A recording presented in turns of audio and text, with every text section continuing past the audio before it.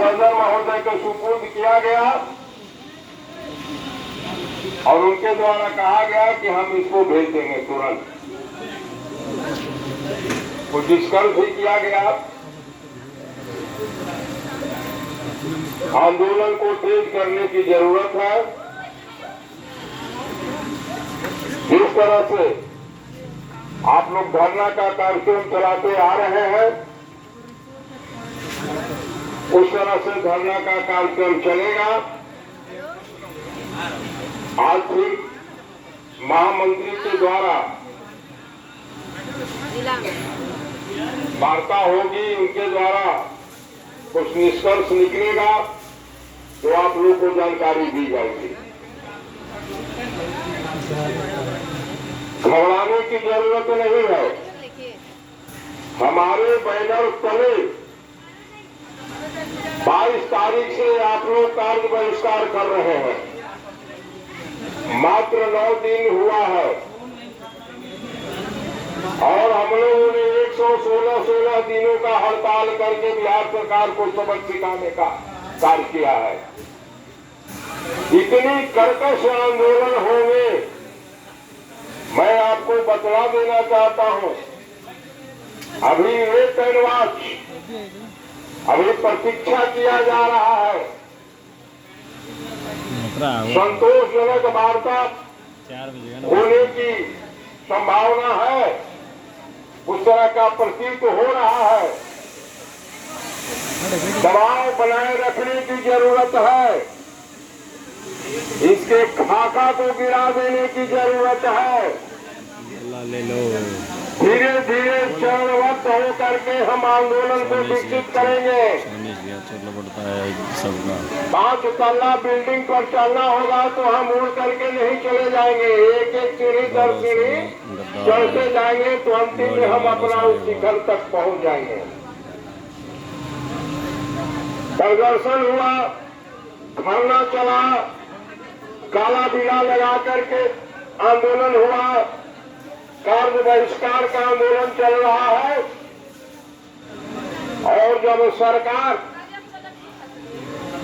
अपनी अड़ियल रवैया पर जब काबिज रहेगी तो सारे कर्मचारी, टोटल स्कीम वर्कर्स आपके समर्थन में अवश्य आएंगे।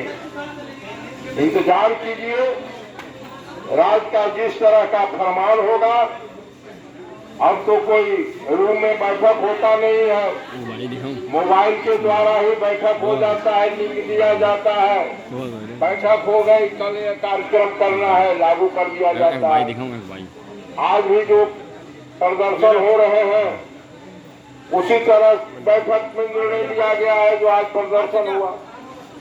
9 तारीख को पुनः जिला पदाधिकारी के समक्ष रोषपूर्ण प्रदर्शन और 19 अगस्त को पुनः सिविल सर्जन के समक्ष रोषपूर्ण प्रदर्शन। 17 अगस्त को हो सके कि 9 अगस्त के पहले ही हड़ताल समाप्त हो जाए, टूट जाए। अगर नहीं टूटा तो जबरदस्त आंदोलन होंगे, इसलिए घबराने की जरूरत नहीं है।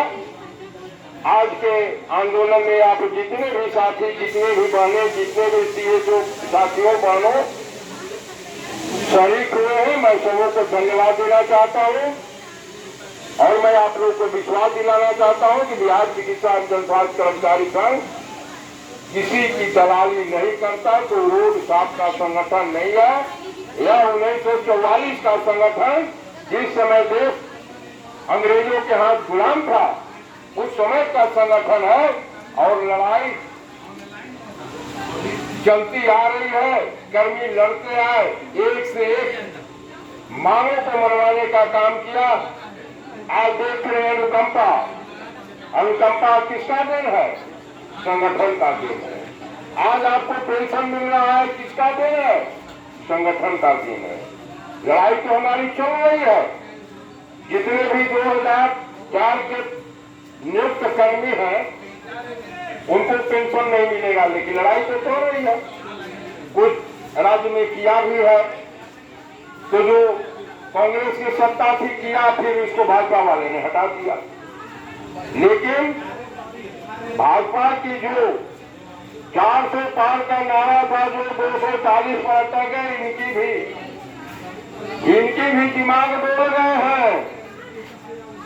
और 2025 में विधानसभा का चुनाव होने वाला है, इनका भी दिमाग डोलेगा। उसके पूर्व इनको निर्णय ले लेना होगा। इसलिए साथियों, आंदोलन में विश्वास कीजिए। आंदोलन के बल पर सब कुछ लिया जा सकता है। इन्हीं चंद शब्दों के साथ आपको बधाई देते हुए अपनी बात को समाप्त करता हूँ। कल को इस पक्ष में धरना पर बैठ करके धरना देते हैं, सरकार के विरुद्ध नारा देते हैं, उसी तरह से चलेगा। हम सिविल सर्जन साहब से आगाह किए हैं, अपील किए हैं कि हड़ताली कर्मियों में जोश होता है, क्रोध होता है, इसलिए जिला स्तर से कोई पदाधिकारी को जाने के लिए मत कहिए, नहीं तो उनको क्रोध का सामना करना पड़ेगा, गाली भी सुनना पड़ेगा। इसको कोई रोक नहीं सकता है, क्योंकि हड़ताली कर्मी तो भाई क्रोधित होने करती है, ये तो स्वाभाविक है। हम लोग भी हड़ताल करते थे तो क्या क्या नहीं करते थे, खंभा पर कबाड़ दिया करते थे, तार पर काट दिया करते थे, सारे बंद कर देते थे हम लोग। उस तरह से तो कार्रवाई होगा ही, इसलिए इसे हम आगाह किए हुए हैं।